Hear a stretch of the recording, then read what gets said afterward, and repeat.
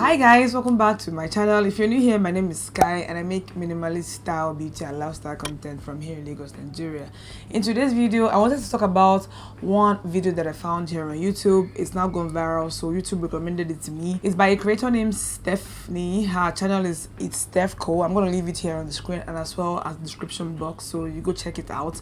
It's a very important video because in that video she spoke about pretty privilege, how she didn't have it, and she also shared her experiences, navigating through life as a woman who might not be considered pretty by popular standards. Now that video resonated with me so much because I share quite a lot of her perspective.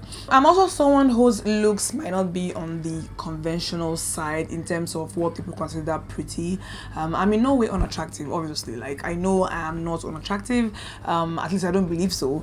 But I also know that my looks might not be for everybody at the same time. So I've had moments in life where I've struggled a bit, to be honest. But I have grown to a point where I have changed my perspective and I've become wiser to these things and these standards around beauty and pretty. So I'll be sharing some thoughts, and these thoughts I hope can help somebody who might be struggling or even not. So the first thing I had to learn was that when it comes to looks, some people are born with features that are considered pretty, while some are born with features that are not considered pretty. It is what it is. A lot of times how we look, not a lot of times, all the time, how we look is kind of predetermined by genetic circumstances. It's nothing to do with what we do. It's not an achievement for people who look good, and it's not a failure on the part of people who don't have the looks. Nobody chose their features, okay? So you have to come to that point where you understand this basic truth and you make peace with your features, right?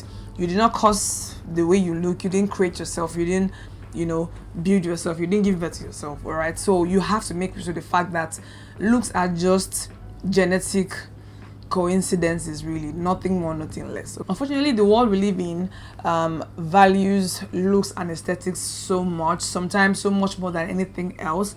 That's what the life we're living is. What you can do for yourself, though, is to re-engineer your mind, step back from the buzz and step back from all the standards and look at yourself objectively and understand that you are, unique, and you've been born with what you've been born with. End of. Nothing more you can do. So I came to that point where I understood it about myself, which led me to, come to appreciate my features for what they are. They're different, they're unique. They're put together in a way that's unique and totally me. I know it sounds cliche, but this is something that you have to do for yourself eventually. One thing about this world is that there will always be standards around looks, wealth, race, sexuality, you name it. There's always a separating line. There are always standards that put some people in and some people out. This is life we live. This is what human beings do. We create standards, we create rules, we draw lines, we separate. This is what we do. What standards change? What standards evolve? They are not real. They're absolutely not real. A few bunch of people just sat down and decided that XYZ thing is pretty or beautiful and cool. That was it. The rest of the world being sheep that we can be sometimes. Everybody just follows suit, and then every other few years the standards change again, and then start all over again. It's like a mirage, like a shadow that we keep chasing, this perfection and this beauty. There was a time when it was the dark skin that was in vogue. Oh, African woman, black beauty. And then it became European standards. Everybody wanted to be white. It used to be slimmer hips, now it's rounder hips. So it's always something, it's always going to be something. These standards will change from year to year, to change from time to time.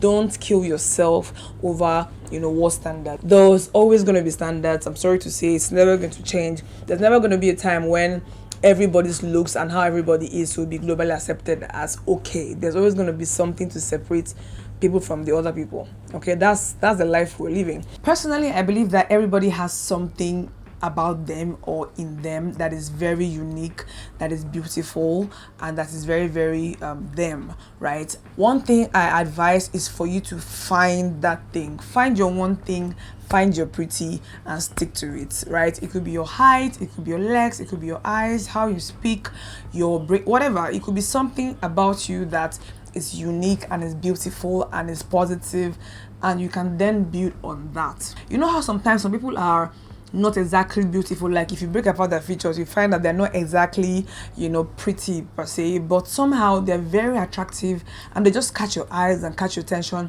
without even trying hard. And we can't place our finger on why we find them attractive. So people like that have found their beauty and their pretty and their aura. They found it inside of them, which is why they have that kind of confidence that you see and you know respond to. So you have to do that work in your head. If you're looking at the world to tell you what features and what looks are okay and are pretty, you will not ever find happiness. That's the truth about it. Also, when it comes to looks, things like makeup, styling, surgery on the extreme side can enhance what you already have. I found my personal style to be on the simpler side, on the minimalist side. I know the colors I like, I know the kind of pieces I like, I know the kind of pieces that, you know, suit my body very well, and I've mastered those and I've stuck with them. You hardly ever find me you know, just wearing things that are uncomfortable just so I can fit in. So you should find what suits you, find what best serves you and your body and your looks and your height, you yourself, what fits you. It doesn't matter if that thing is not cool or not in vogue or not on trend. It doesn't really matter. Take hair and makeup, for example. I can experiment with all the colors in the world when it comes to makeup, but if push comes to shove and I'm asked to choose one makeup look that I know puts me in the very best light, I have mastered that, which is what I'm wearing here. Something very neutral. A good red lipstick, a good red lip color is my go-to, you know, power move when I want to, you know, look and feel my best when it comes to makeup anyway. When it comes to hair, I learned a long time ago that wigs are not for me. I have tried so many and I ended up, you know, giving them away. They just don't feel like me. Like I don't feel my best or look my best in them even. So I found giving them up.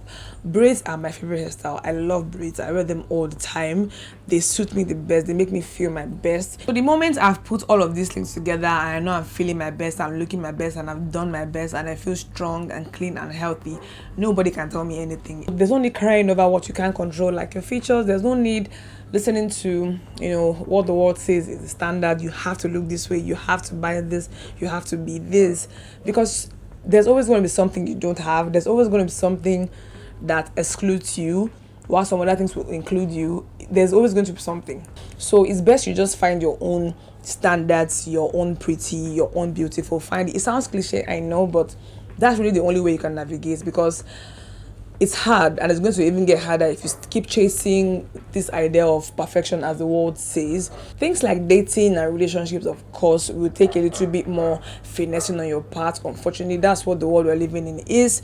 But I believe that if you stay confident and you stay genuine and you do your best and present yourself in the best way possible, I believe you find all that you need eventually, like most people do. It doesn't matter if they're considered pretty or not. We see it all the time. People that we say are not pretty or not handsome, and then we'll find them, you know, having the best of everything, really. So it's best you do that work for yourself, finding your own standards and sticking to it, regardless of what, you know, the world says is the standard. Anyway, those are my thoughts on pretty privilege, and those are my little tips on how you can navigate a little easier. I hope it helps someone. Let me know what you think in the comment section. I'll be responding there.